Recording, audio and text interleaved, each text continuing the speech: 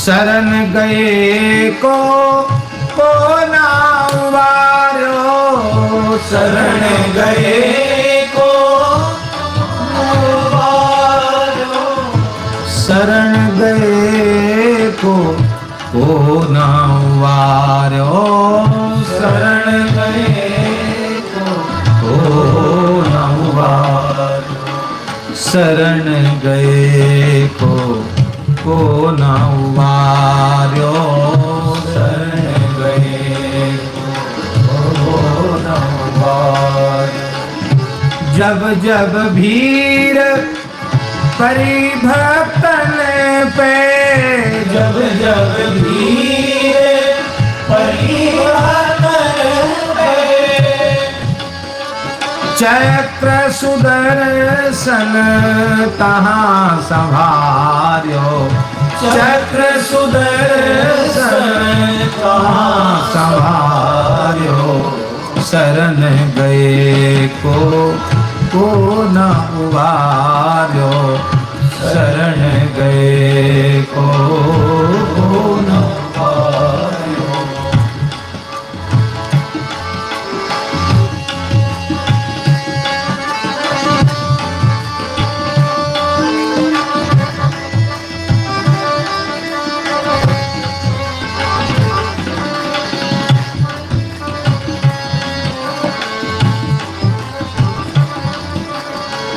भयो प्रसाद जो अम्बरीश पे, भयो प्रसाद जो अम्बरीश पे, दुर्वासा को क्रोध निवार्यो, दुर्वासा को क्रोध निवार्यो, ग्वालन हेतु धर्यो गोवर्धन, ग्वालन हेतु धर्यो गोवर्धन, गैयन हेतु धर्यो गोवर्धन, गैयन हेतु धर्यो गोवर्धन, प्रगट इंद्र को गर्व प्रहार्यो, प्रगट इंद्र को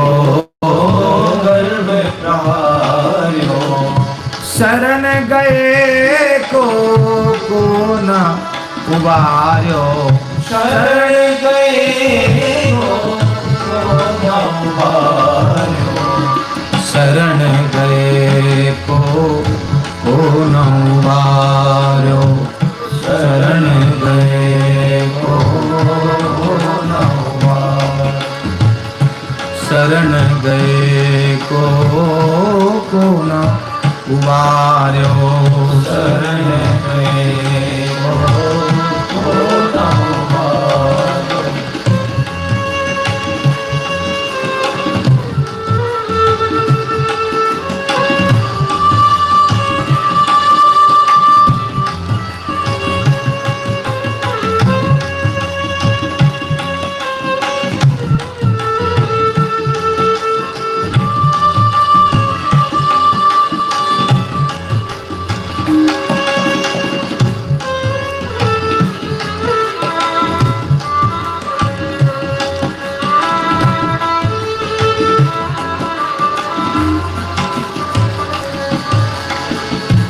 करी कृपा प्रहलाद भगत पे, करी कृपा प्रहलाद भगत पे, खम्भ फारे उर नखन विदार्यो, खम्भ फारे उर नखन विदार्यो, नरहरि रूप धर्यो करुणा कर, हरि रूप धर्यो करुणा कर, छिनक माही हिरना कुस मार्यो, छिनक माही हिरना कुस मार्यो, शरण गए को न उबार्यो, शरण गए को न मार्यो ग्राह ग्रसित गज को जल बूढ़त ग्राह ग्रसित गज को जल ग्राह ग्रसित गज को जल बूढ़त ग्राह ग्रसित गज को जल बूढ़त नाम लेत तुरते दुख टार्यो नाम लेत तुरते दुख टार्यो सूर श्याम बिनु और करे को सूर श्याम बिनु और करे को सूर श्याम बिनु और करे को सूर श्याम बिनु और करे को रंग भूमि में कंस पछार्यो रंग भूमि में कंस पछार्यो शरण गए को न उबार्यो शरण गए को न उबार्यो शरण गए को न उबार्यो शरण गए को न उबार्यो शरण गए को न उबार्यो शरण गए को न उबार्यो शरण गए को न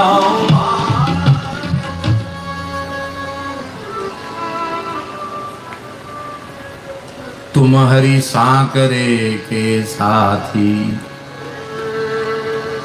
सुनत पुकार परम आतुर है दौरी छुड़ायो हाथी सुनत पुकार परम आतुर है दौरी छुड़ायो हाथी गर्भ परीक्षित रक्षा कीनी वेद उपनिषद साकी बसन बढ़ाए द्रुपद तनया के सभा मांझ पथरा की राज रवन गाई व्याकुल वे दे दे सुत का धीरक मागध हति राजा सब छोरे ऐसे प्रभु पर पीरक कपट रूप धार्यो जब कोकिल नृप प्रतीति कर मानी कठिन परी तब ही प्रभु प्रगटे रिपुहति सब सुखदानी ऐसे कहूं कहालों गुण गण लिखित अंत नहीं पइये कृपा सिंधु उन्हीं के लेके मम लज्जा निर्वहिए सूर श्याम सूर तुम्हारी ऐसे निवही संकट के तुम साथी ज्यों जानो त्यों करो दीन की बात सकल तुम हाथी तुम्हारी सांकरे के साथी सुनत पुकार परम आतुर है दौरी छुड़ायो हाथी आपने हाथी को मत छुड़ाया भीतम प्रपन्नम परिपात यद भयान मृत्यु प्रधात पत्यरणम तमीमहि जो भगवान अपने शरणागत को मृत्यु के संकट से बचा लेते हैं उन भगवान की हम शरण में इस शरण में इससे एक बात सिद्ध हो गई कि वस्तुतः इस प्रकार की परिस्थिति जीव के जीवन में भगवत कृपा से ही प्राप्त होती है।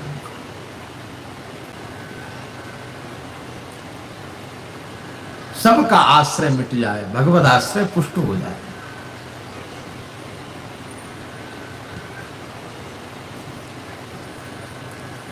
प्रतिकूल परिस्थितियां जीव को भगवान की ओर ले जाने के लिए आती लेकिन उन परिस्थितियों को भगवान का कृपा प्रसाद जीव नहीं मान पाता है। यदि भगवान का कृपा प्रसाद मान ले, भगवान का अनुग्रह मान ले, तो वो प्रतिकूलताएं भी प्रतिकूलताएं नहीं रह जाएंगी, वो भी जीवन का आनंद बन जाएगी, वह भी जीवन का उत्सव बन जाएगा।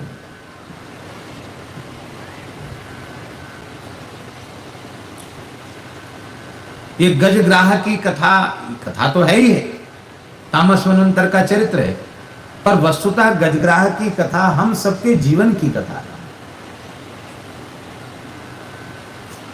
ये जीव ही मतवाला, विषय के रस में मतवाला यह जीव ही मतवाला हाथी है।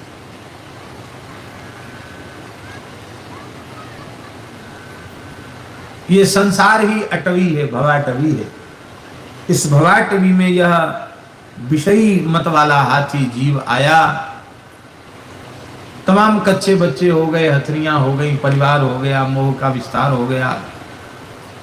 अब इतने बड़े परिवार में इस भवाटवी में भी सुखी नहीं होता, सूंड घुमाता है, कहां से ठंडक आवे, विषय की आशा में दौड़ता है, विषय के अगाध सरोवर में प्रविष्ट होता है, उस विषय के रस को पीकर के प्यास बुझाना चाहता है, पर प्यास तो बुझती नहीं, और अधिक प्यास बढ़ती चली जाती है।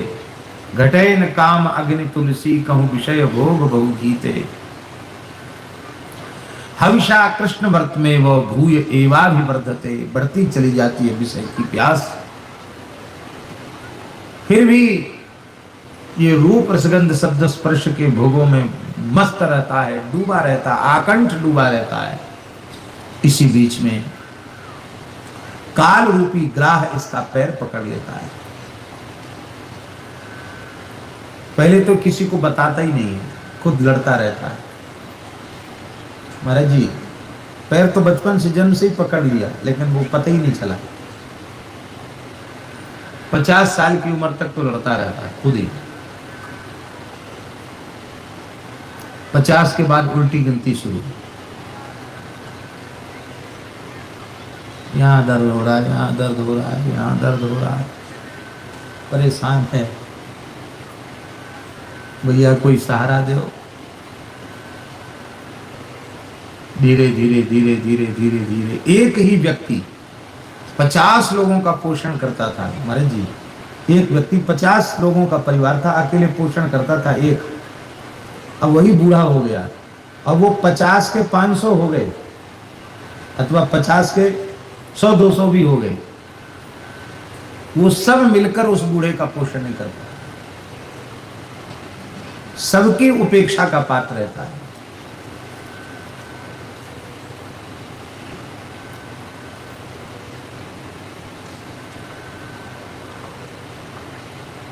एक बुढ़ा बीमार था, दांत सब निकलवा दिए, दांत मुंह में थे नहीं।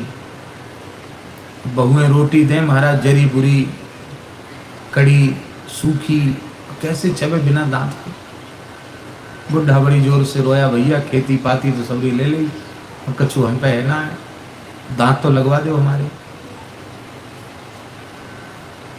तो 3 लड़के थे, तीनों ने चंदा किया, दांत लगवाए, दांत लग गए। अब दांत लग गए, अब किसी बात पर लेन देन को लेकर के भाइयों में झगड़ा हुआ। उसको वो घर क्यों, उसको वो घर क्यों, उसको वो खेत क्यों, हमको अच्छा खेत दे दिया, बुरा दे दिया, उसको अच्छा वाला दे दिया, उसमें उपज अच्छी होती है। जमीन यही झगड़े होते हैं गृहस्थियों में, काय के झगड़े। झगड़ा हुआ, पंचायत जुड़ी, बोले नहीं है इसमें हिस्सा स्वीकार नहीं है, बाप जिंदा है, फिर से सब बांटो। पंचायत जुड़ी तो वो सब के सब लड़के एक ही बात कर रहे थे पंचायत में कि दद्दा हमने तो दांत लगवाए तुम्हारे, दो, हमने तो पैसा दे, पैसा हमने भी दिए हैं, दांत लगवाए। सुनता बुढ़ा परेशान हो गया, तो तीनों एक ही दुआई देते, हमने दांत लगवाए, जीवन में और तो कोई सेवा की, दांत लगवाए तो ना इसके लिए बार बार दे। तो उसने अपने दोनों बत्तीसी पंचायत में निकाल के फेंक दी। बोले जे डरे तुम आए दांत ले लो, नहीं चाहिए दांत। दांत पे दांती कर रहे, दांत पे झगड़ा कर रहे, इतना झगड़ा मत करो। ये संसार का यथार्थ है। एक गांव की घटना है ये।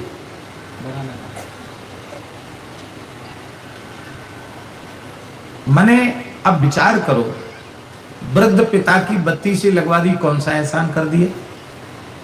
और यह संसार का स्वरूप है, यथार्थ स्वरूप है। हमारी हाथ जोड़कर प्रार्थना है, संतान अपने पिता माता के ऋण से कभी उऋण नहीं हो सकती। इसलिए जीवन में और कुछ तुम पे अच्छा काम बने न बने, एक प्रार्थना जरूर हमारी स्वीकार करो, अपने वृद्ध पिता माता को सदा सुखी रखने का प्रयास करना, वो कभी दुखी ना। धर्म अर्थ काम मोक्ष चारों पुरुषार्थ शरीर से मिलते हैं। भगवान की प्राप्ति शरीर से होती है और शरीर की प्राप्ति में माता पिता की भूमिका है। हमारा धर्म है उनकी सेवा करना, उनके प्रति सद्भाव रखना, उनकी सेवा करना हमारा धर्म है। और संसार विचित्र है। तो 50 साल के बाद फिर उसकी शक्ति जवाब दे जाती है, शरीर की शक्ति। इधर उधर ताकता झांकता है। पहले तो थोड़ा थोड़ा हाथ पकड़ पकड़ के खींचते हैं, पर जब ये खटिया पकड़ लेता है, मरणासन्न हो जाता है, तब जैसे इस हाथी को छोड़ के सब चले गए, ऐसे ही मरणासन्न जब ये जीव हो जाता है तो सब अपने अपने काम धंधे में लग जाते हैं। ठीक है, फिर तो ये कहते हैं महाराज आशीर्वाद दो, जल्दी चले जाए। क्यों? अब ये तो कहेंगे तो बड़ी बेशर्माई होगी कि कमरा घेरे पड़े हैं। ये तो कैसे कहें कि महाराज अब बहुत उनका कष्ट हमसे देखा नहीं जाता है। ये नहीं कि हमारे पैसा खर्च हो रहे हैं, हम सब परेशान हो रहे हैं, यही कहेंगे, कष्ट नहीं देखा जाता है, अब तो जल्दी चलिए। इनका कल्याण कैसे होगा ये विचार नहीं है, ये मरे, जल्दी जाए। और जब स्वयं लड़ता है फिर मौत से, मौत ये ग्राह और कोई दूसरा नहीं है, ये मौत ही ग्राह है। इस ग्राह से लड़ता है मनुष्य, जीव लड़ता है, मौत रूपी ग्राह से लड़ता है। लड़ते लड़ते लड़ते लड़ते इसकी शक्ति घटती जाती है और मौत की शक्ति बढ़ती चली जाती है। अब बस बात इतनी सी है कि नाक कान डूबन लागे। जब प्राण उत्क्रमण करते करते यहां तक आ जाते हैं, कंठ तक आ जाते हैं, और उस समय प्राण के निकलते समय जो ठाकुर जी को पुकार लेता है, भगवान तत्काल नाम रूप से प्रकट होकर के अपने चक्र से उस नक्र के मुख को विदीर्ण करके उस जीव रूपी गजराज को अपने नित्य धाम गोलोक साकेत वैकुंठ ले जाते हैं। यही गजेंद्र उद्धार दिया।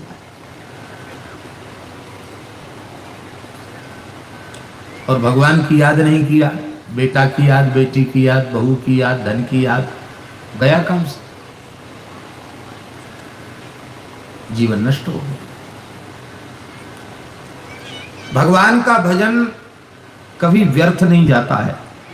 इस गजेंद्र ने पूर्व जन्म में जिस स्तोत्र के द्वारा भगवान की स्तुति की थी, वह स्तोत्र से याद आ गया और उसी स्तोत्र के द्वारा यह भगवान की स्तुति करने लग गया।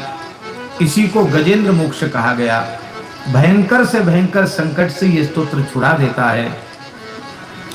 और इस स्तोत्र की सबसे बड़ी फलश्रुति ये है कि जो नित्य गजेंद्र मोक्ष का पाठ करता है, उसको मृत्यु के क्षण में भगवान की याद अवश्य आती है। भगवान का स्मरण करके ही देह त्याग करता है, ये पक्की बात। मान लो स्मरण न कर सके तो भगवान उसको याद करके अपने धाम को ले जाते हैं। इसलिए हम तो रोज नहीं पढ़ते हैं, लेकिन क्या करें, अपना ही प्रमाद है। नहीं तो जिससे हो सके उसे नित्य इसका पाठ करना चाहिए। कितनी ऊंची बात है।